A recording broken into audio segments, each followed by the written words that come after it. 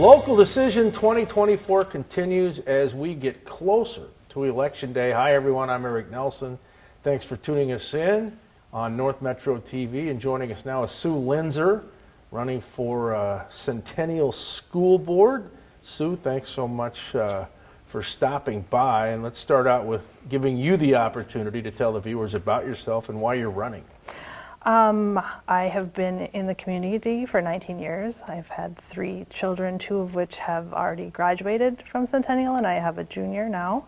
I was very active in the school district PTO president. I was on the Systems Accountability Committee. I've been on several levy campaigns, really active. I've always felt that giving back is important, and that's the way I was able to do that. Several times I was asked to run, and I just wasn't at a time in my life where that I could have given it the time that it needed to be. And when my middle son graduated, I thought it was perfect timing. So I just really think that giving kids a really good basis of education, a solid ground, allows them to jump off into the next and really become greater citizens. And I feel like education and the school districts are very, very important. And I know that I have a passion for that, and I wanted to that's how I give back to the community. So you've been on the school board for 4 years. You've got kids who came up and through Centennial, the school district. Do you feel like you know the inner workings of Centennial very well? I think I'm gaining a lot. I mean, I thought I knew a lot, but once on the school board, there's just so many things that the public doesn't see, and all the different policies and funding is very, very complex. And to understand that money is really tied into different funds, and you can't, you might think that one fund is doing really well, which is great, but we can't use it to pay different items on.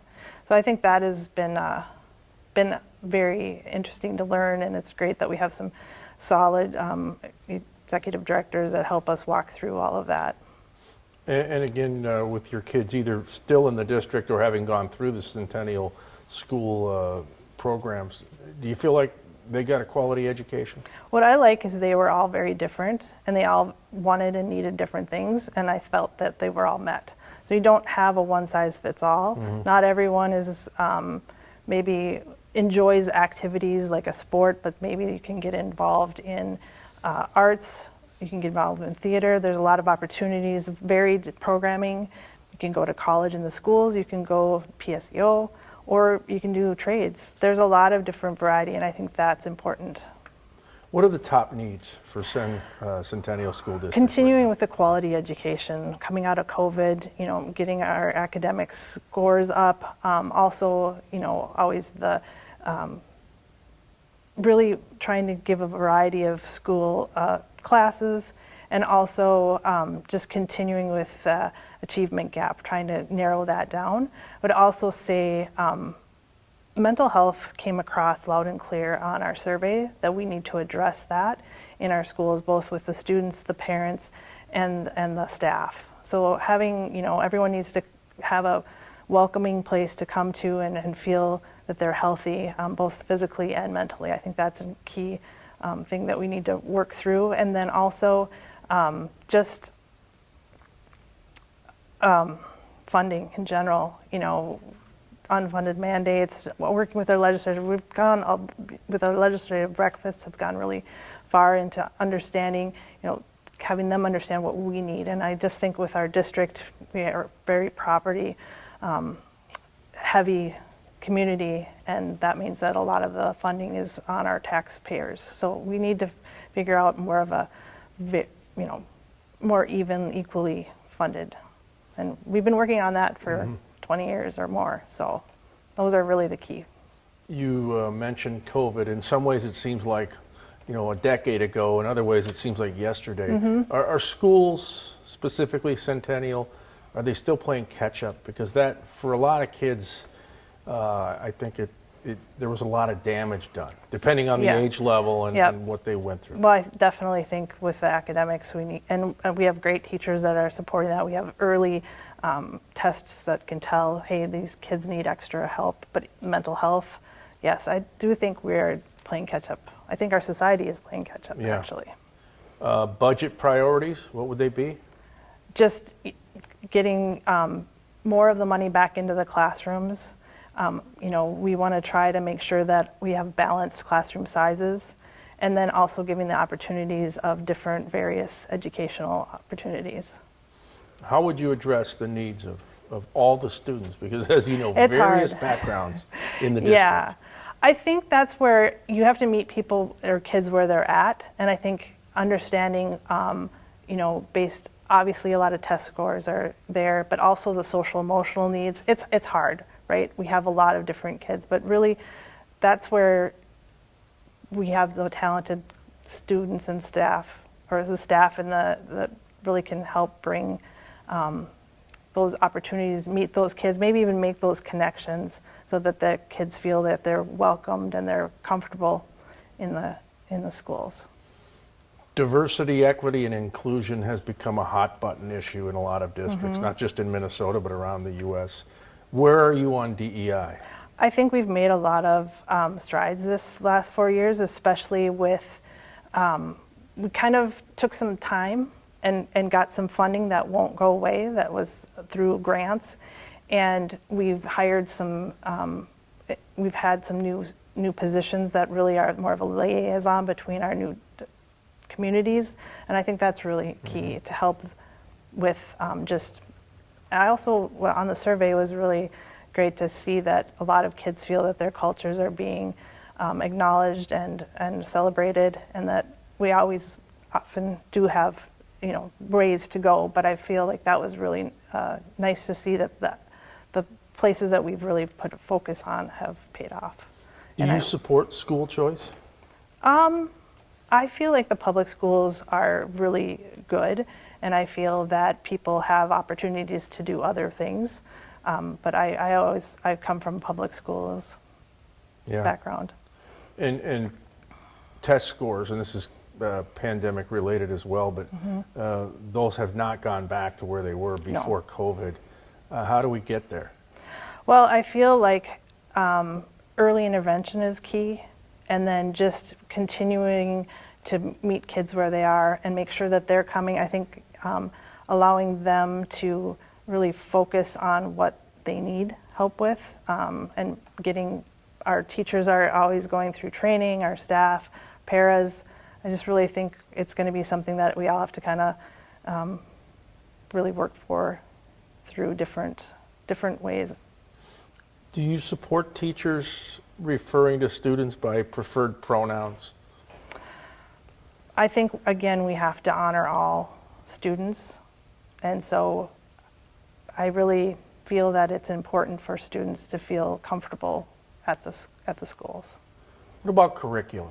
On one side, you have kind of the nuts and bolts people who say it should just be reading, arithmetic and the basic core stuff, language. And then other people think other things should be taught. History, even if it's not in a positive light about the U.S. Where are you on the curriculum? Well, I think we definitely need to keep key on our core curriculum, but I feel that the world isn't just black and white, and we need to have everything. I feel honest, open like history. I think it needs to be the honest truth, because that's how we're going to learn. But I really do feel like we can't just have those pieces in our life, because that's not how we are. We need to also understand music or art. I have a degree in German, which has really helped me in my computers because it's another language. So I really feel like well-rounded education is important.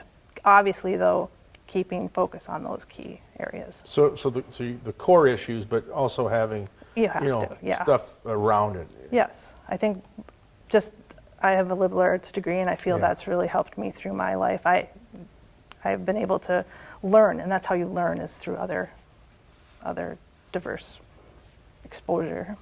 Yeah. What about an emphasis on sports? I know you got a daughter who's very successful in hockey and in the PWHL now. You need to keep funding that, I would think, right? I think that for some sports is their avenue, but I feel like with Annika, her academics came first.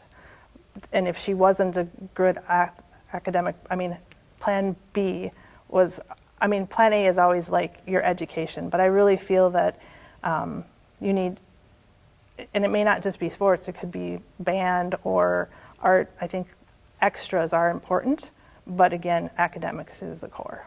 So if you get back on the board, do you have any priorities you want to focus on? Again, the quality education, helping with the funding, and then the mental health piece. Also, we've really done a lot with varied educational opportunities with like manufacturing, but also maybe tech, just really give people more of a variety of things that they can do outside of their core. Yeah. But in more of like what they could, if there's a lot of students that may not want to go to college or may not be interested in college, but what other things can we do to give them a foundation? Yeah, and that seems to be the new trend, that college, if that's your cup of tea, great, but there are trade schools, there are ways to avoid getting debt. Yes. And make money right out of the gate. So I think that's changed a little, am I right? Oh, yeah. I mean, so I feel that it used to be very college, Yes. and I think that's very important. But not everyone needs to go to college or wants to go to college or should go to college. I feel like the trades are very, very important, and we need to focus on that too. Again, we're a public school. We prepare all students. Do you feel like there's more of a spotlight now on school board members? Because we have had stuff happen. Yes. Even you look at Anoka Hennepin and then what's going on in Florida, and so there's a lot of contentious stuff going on. Do you feel like you're more in the spotlight now? Yes, although I did start in 2020, so I feel like it's actually gotten a lot easier now than it was at first. But what I think throughout that, I feel like our board in particular, we've done a lot of board work. We've set up a lot of procedures and policies that we have done the groundwork for being productive. And we really, when we get together, we sat down and we said, okay, what do we want this board to be? And I feel like that's important. Your board needs to work together, and our board, I feel, is very good, and we do. We listen with the intent to understand and not to answer. We also, positive intent, that's what we are kind of our guides.